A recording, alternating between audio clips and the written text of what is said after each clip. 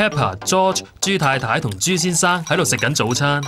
今日嘅天氣非常好啊 ！Peppa 同 George 好心急想出去玩啊！媽咪，我哋可以出去玩嘛？你哋要食晒早餐先可以出去玩㗎。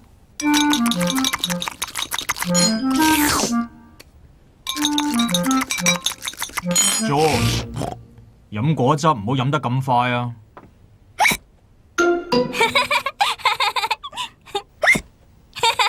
因為 George 飲果汁飲得太快，令佢而家打思噎啊！我哋而家可以出去玩嘛，媽咪？等 George 唔再打思噎先啦。但係 George 而家冇打思噎啦，係咪呀 ，George？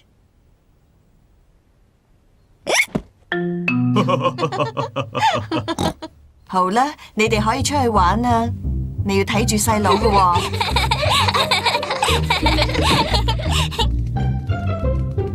Peppa 同 George 好中意喺花園度玩噶。George， 我而家拋個波俾你，你要接住佢噶喎。George， 唔好再打思噎啦。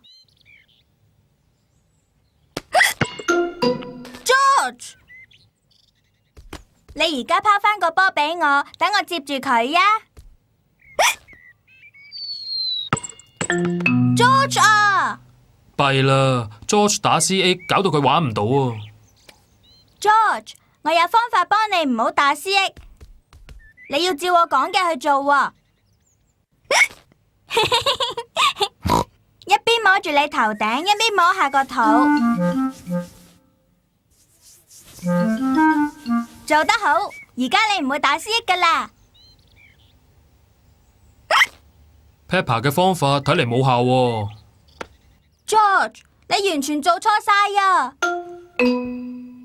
我知道有另外一個醫打思噎嘅方法。首先呢，你要原地跳3次，要用單腳跳。而家就係咁揈你對手，然後再伸條脷出嚟。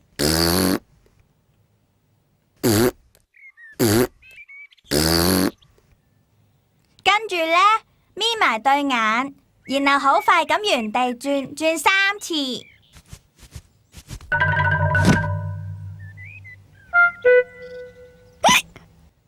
Peppa 第二個方法一樣冇效 ，George 仲打緊思噎啊！我諗到啦，要醫打思噎，就一定要嚇嗰個人至得啊 ！George， 我而家要嚇你啊，但係你要記住，我咁做只係為咗醫好你，唔再打思噎。記住啊，我只係詐諦嚇你㗎咋。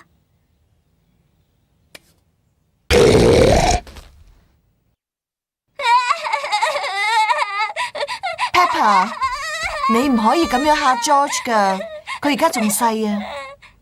對唔住啊，我只係想 George 唔再打思噎咋。George 冇再打思噎啦。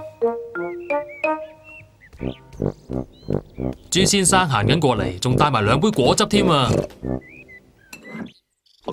George， 如果你飲得太快，又會打思噎㗎啦。